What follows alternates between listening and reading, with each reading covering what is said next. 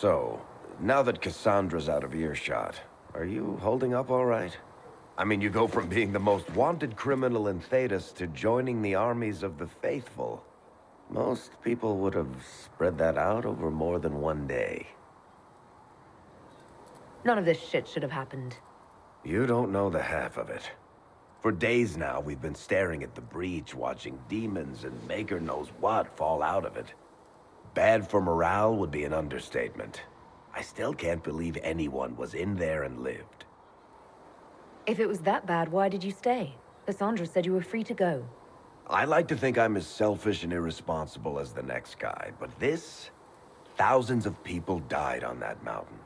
I was almost one of them. And now there's a hole in the sky. Even I can't walk away and just leave that to sort itself out. I'm still not sure I believe any of this is really happening. If this is all just the Maker winding us up, I hope there's a damn good punchline coming. You might want to consider running at the first opportunity. I've written enough tragedies to recognize where this is going. Heroes are everywhere. I've seen that. But the hole in the sky... that's beyond heroes. We're going to need a miracle. Need something?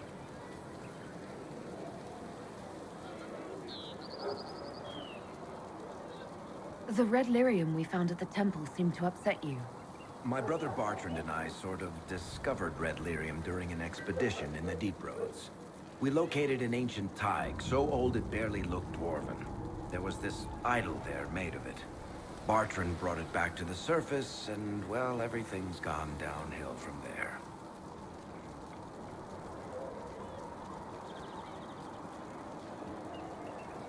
So what is it? Just another kind of lyrium? The red stuff is lyrium like a dragon is a lizard. It's not just a different color. It has a whole host of weirdness all its own. I've written to every mining cast house in Orzammar. No one's seen this stuff before or knows where it came from.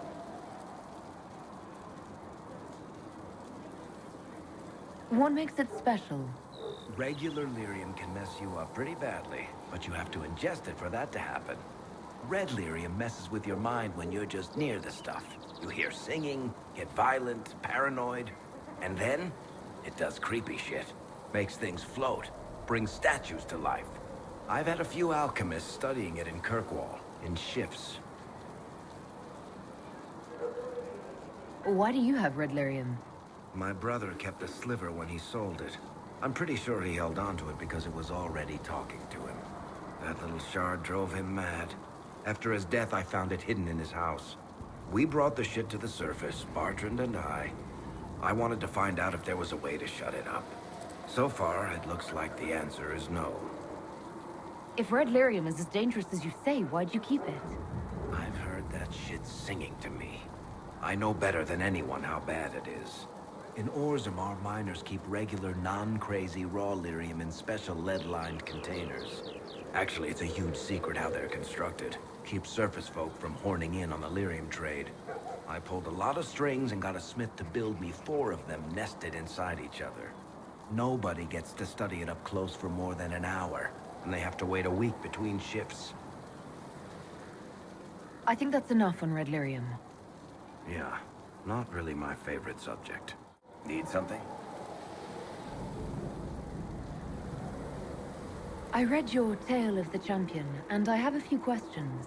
That's a pretty common reaction. Go ahead.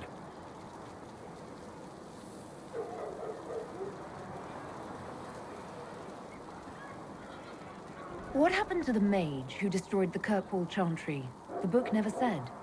He fled Kirkwall with the mages from the Circle. Stayed with them a while, but he had to move on. Somehow a lot of mages blamed him for making them live as fugitives. I don't know where he is now, and I don't want to know.